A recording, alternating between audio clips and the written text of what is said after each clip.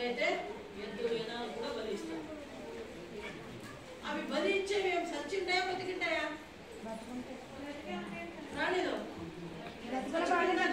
బలిస్తారమ్మా. ఎవరన్నా ఇచ్చారా మీరు? ఎవరన్నా? మాకు బలిచడం తెలియదు. మేము ఒకప్పుడు అన్నిలుగా ఉన్నప్పుడు అమ్మవారి గుడికి వెళ్ళి బలి ఇచ్చాం. ఒకప్పుడు కోడి ఇచ్చాం, ఒకప్పుడు మేకలు ఇచ్చాం, బర్రెలు ఇచ్చాం. బతికిన దాన్ని తీసుకొని పోయి అక్కడ ఏం చేస్తారు? ఒంటి కోసి రక్తం కార్చి బలిస్తారు. చనిపోయిన ప్రాణిని కూడా తీసుకుపోయి బలి ఇవ్వరు. అలాగే మనకు దేవుని బిడ్డలైన మనము కూడా సజీవులుగా దేవుడికి మన ప్రాణాత్మ శరీరంతో ఆయన ఆరాధించి స్తుతించి మన యజ్ఞాన్ని సమర్పించాలి. వాళ్ళు చనిపోయిన మనిషి ఎవరైనా ఆయన స్తుతిస్తాడా? పాటలు పాడతాడా? ఆరాధిస్తాడా? హల్లెలూయా అంటాడా? ఆమేన్ అంటాడా? ఏమైనా పడిపోయింది కదా. మీరు కూడా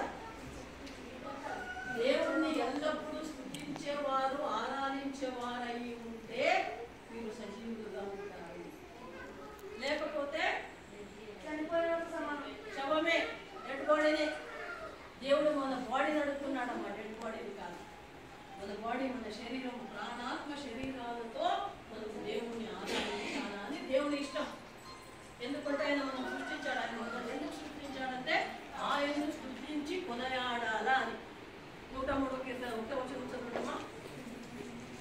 103:1 నా ప్రాణమా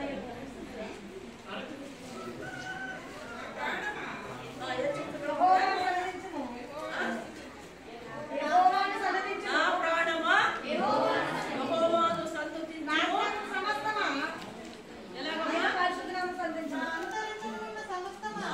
నా అంతరంగములో ఉన్న సమస్తమా ఆయన పరిశుద్ధ నామమును స్తుతించుము. కన్నడ బైబిల్ ఏముందంటే, నన్న మనవే యెహోవ నన్నుకున్నాడు, నన్న సర్వేంద్రియಗಳೇ, సకల మన అంగాంగములు ప్రతి ఒక్కటిను దేవుని స్తుతించాలా, కొనియాడాలా. హల్లెలూయా.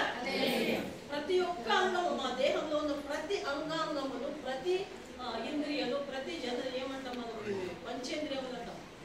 అవునా? జ్ఞానేంద్రియాలు, పంచేంద్రియాలు అంటాం. ప్రతి ఒక్కటి అంటే మన ఆలోచన అయినా, మన మాట అయినా, మన చూపైనా, మన చెవులైనా, మన కాళ్ళు, చేతులు, మన హృదయం, ప్రతి ఒక్క భాగము కూడా దేవుణ్ణే సంతోషించాలా, కొనియాడాలా, స్తుతించాలా, ఆరాధించాలా. అంటే దాని అర్థం ఏంటి? ఈ ప్రాణాత్మ శరీరములు పరిశుద్ధంగా ఉండాలా. హల్లెలూయా. దేవునికి సమర్పించాలి. దేవునికి సమర్పించాలంటే పరిశుద్ధంగా ఉండాలి.